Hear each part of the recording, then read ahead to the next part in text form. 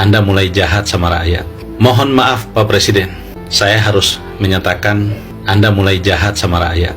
APBN dialihkan ke Danatara hanya untuk membiayai proyek hilirisasi sebanyak 21 kurang lebih, yang nilai anggaran yang diperlukan di atas 400 triliun lebih, mulai dari hilirisasi gas, besi, nikel dan lain-lain, dan itu Anda prioritaskan. Sementara CASN dan P3K Anda undurkan pengangkatannya di tahun 2025 dan 2026.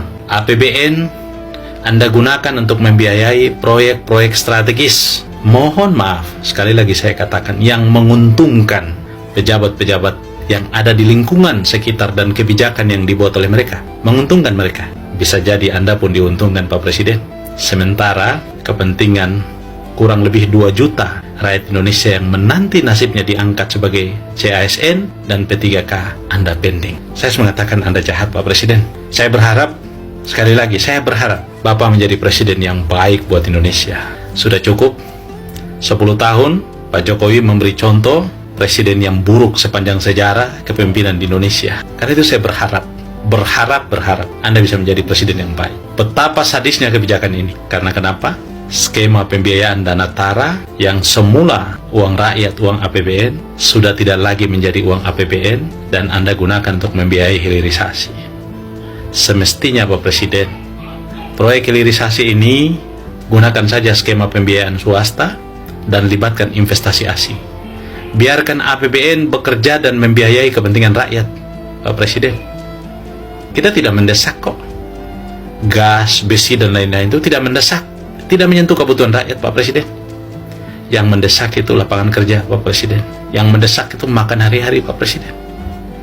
Yang mendesak itu kesehatan gratis Pak Presiden. Yang mendesak itu pendidikan gratis Pak Presiden. Yang mendesak itu putaran ekonomi Pak Presiden, agar daya beli masyarakat meningkat Pak Presiden.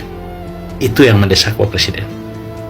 Mohon maaf saya harus bilang, bisnis proyek strategis yang dibiayai dalam bentuk hilirisasi itu adalah ekosistem industri yang Anda bangun dan akan melahirkan sub-sub sistem atau sub-sub industri yang dalam prakteknya, mohon maaf saya tidak menuduh, banyak pengusaha yang merupakan kolega para pejabat itu ambil bagian menyediakan bahan baku dan lain-lain. Dan mohon maaf, kebijakan itu hanya menguntungkan pejabat dan sekitarnya. Padahal negara bisa menggunakan mekanisme pembiayaan dengan cara lain tanpa membebankan itu kepada rakyat, tanpa membebankan itu kepada APBN. Sayangnya APBN yang tadinya masuk dalam keuangan negara sudah Anda pindahkan ke Danatara dan kemudian membiayai hilirisasi. Pertanyaan saya kalau mangkrak, siapa yang tanggung jawab Pak Presiden? Sementara itu bukan lagi kerugian negara.